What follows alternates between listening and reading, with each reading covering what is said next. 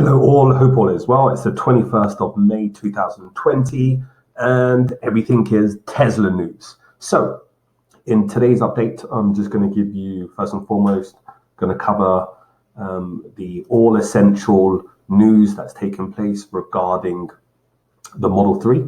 So a complete guide to that. And we're going to go through certain updates that's happening with Elon Musk and also regarding the plant in Vermont, and then also just giving you information about the current share price.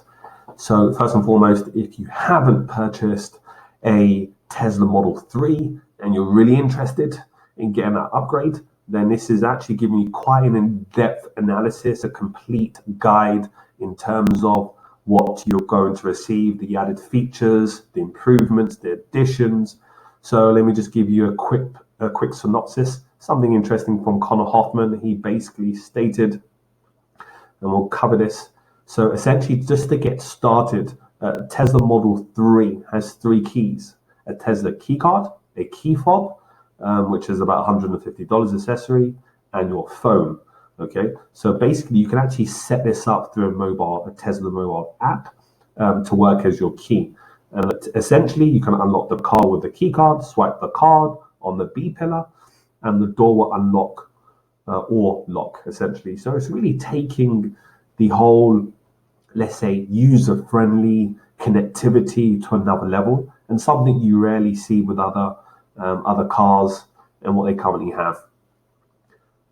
There's no ignition, so you don't really turn on the car either. Simply depress the brake pedal, push the right stalk on the steering column, and it goes up for reverse, down for drive. Okay, so it's quite clear, it's user-friendly, and it's just trying to simplify the whole process. So this is an addition.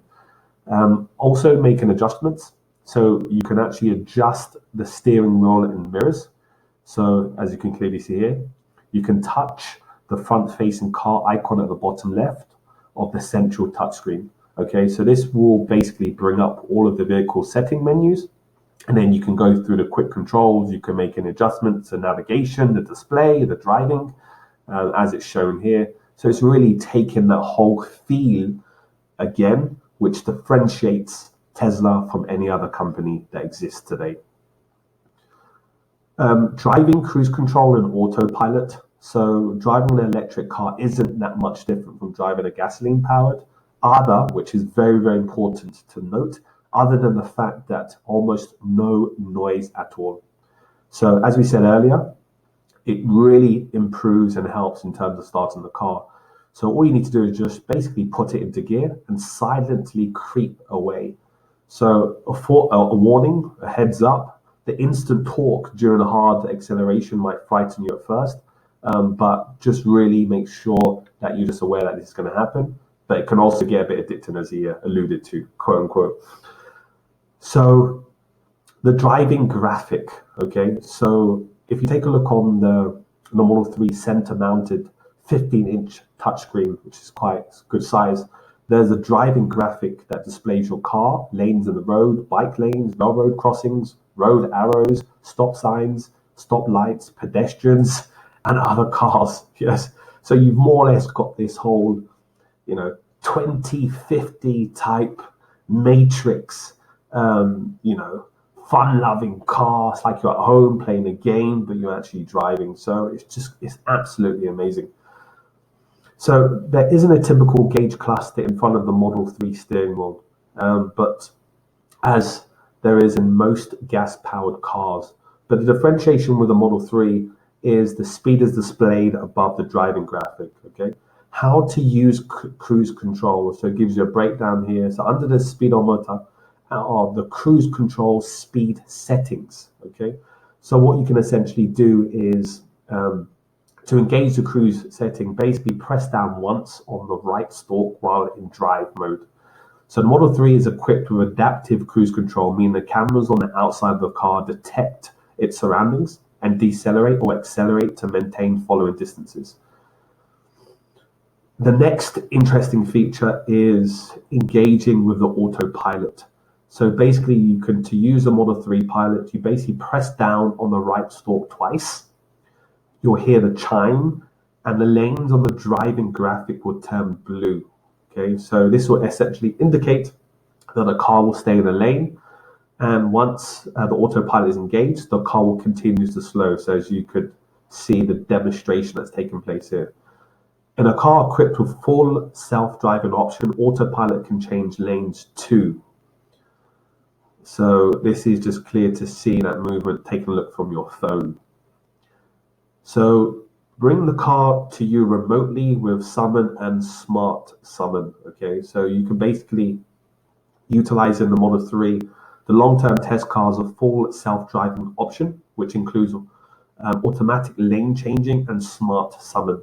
So you have within 200 feet of your car to use smart summon, and that's obviously working through your app. So one pedal driving. So the Model 3 has a one pedal driving due to regenerative braking. So it basically means that the braking means that you can let off the throttle, the car automatically starts slowing by using an electric motor in reverse. Okay, so this is an extremely interesting feature and very adapted. You have the 15-inch touchscreen, as I alluded to earlier, which you could be able to see here from this quite nice recording here in terms of the graphics and how it looks. You basically open the glove box. No stressing over and trying to open a glove box. You just open it via the touchscreen. You have climate controls also to take place, so you can be able to make any changes. The air blows out of the vent that spools across the entire dash, just above the wood paneling in our long-term test car, as you can be able to see here. There's a voice command, so we know this whole voice recognition now, I think, is moving to. You can be able to utilize with the voice commands. To activate commands, there'll be an activation tone, and then you can speak commands such as show me superchargers, lock the doors, or text Connor, or text Ken, or whatever your name is. And then you can essentially, in addition, you can stay entertained. So they have integrated to kill time when you're charging. Netflix, Hulu, so like on-demand streaming services, Twitch, if you want to play, or YouTube, all integrated in this whole entertainment field, which is really, really good. There are also games loaded, so the Mario Karts of the world, Mario Kart, and so on and so forth, And then so all Tesla's blocks with a mobile connector. It's a 20-foot cable that you can charge the car different from home. So basically, so that's what you can be able to use. And what will happen with the Model 3 and the Model S at around 3 miles of range per hour, the Model X at around 2 miles of range per hour. So that is the differentiation with the models at home. Also on the road, there currently are 1,870 supercharger stations worldwide, incredible, growing day by day. So you can which either provides 150 or 250 kilowatt of electric power. And there are also urban chargers that supply 72 kilowatts of power. So basically the costs range, basically Tesla account and typically cost between $5 and $15, depending on the state of the charge. Performance-wise, the long-term dual-motor Tesla Model 3 weighed in at 4,038 pounds and naught from 0 to 60 miles per hour in 4.1 seconds, which is pretty quick. Model 3 performance can do 60 miles per hour in 3.5 seconds. And the larger Model S performance can actually hit second quicker in 2.5 seconds for the 60 miles. So it's incredible. This is in comparison to the Porsche Taycan Turbo S, which can do in 2.4 seconds in 60 miles per hour. Regarding the cost, which is important for some, most people who are interested in actually making this purchase and upgrade. So it varies. The Model 3 is like Model Y is basically the compact crossover. It's almost identical to the Model 3, and it starts at $40,200. The standard range battery, which provides about 230 miles of driving range. So this can actually cost about $62,200 for the Model Y Performance. The Model X SUV reaches prices of around $106,000 for the performance model, and it claims to hit 60 miles per hour. So if you're interested in making this addition or your first purchase, then this is the current prices. Okay, so more news. Electric basically stated that Tesla installs more production robots at Vermont factory. So over the last 6 weeks or so, due to the COVID that's happened, the factory stopped working. They now have the permit to increase capacity at the factory, which is phenomenal. And also certain upgrades are taking place. They're ramping this up at an incredible rate. So what happens is the permit enables them to install more production robots. And I just wanted to show you a screenshot of the permit. So you can see the location, you can see the applicant, the description here, minor robot riser, all these details, and obviously the owner. Then where this, and it gives you more information, so you can go to the site to find out more. I wanted to give you also a heads up regarding Tesla in Tulsa supporters. They actually have unveiled a re-envisioned golden driller. Okay, so if you want to find out more, just click on this link and it could give you a better description.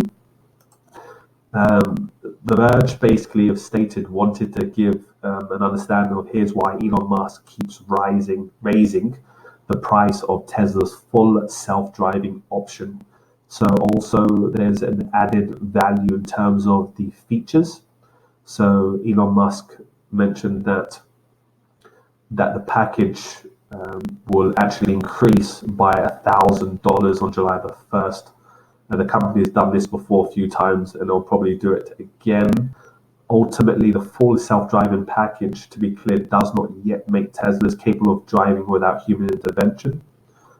However, it gives customers access to a series of incremental improvements to autopilot, which currently costs $7,000, and it's obviously higher than that. Also, the software gets closer to full self-driving capability within regulatory approval. At that point, the value of FSD is probably somewhere in excess of $100,000, which he noted. I wanted to give you a quick heads up about the price right now. This is a daily time frame. We zoom down to a 1 hour time frame. On the chart, the previous day, there was a slight gap. The price really moved up from about 811 to topped out at about $825.59. It failed to break above the previous resistance trend line, and it then moved lower, trading within the range at the moment. I've drawn in a upward trend line.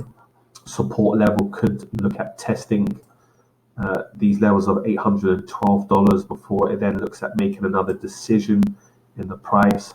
But if you zoom out slightly, go to a daily time frame, it has been on an incredible ride since the 17th of March, which bottomed out at 353. And it's moved up, probably nearly tripled in price, which has been incredible. So that's the heads up. And yes, please, before you go, please subscribe. It's a new channel, it's fresh, with new content, we're providing something different. Comment and like, and this will help with the algorithms. And I will be in touch tomorrow. Bye-bye.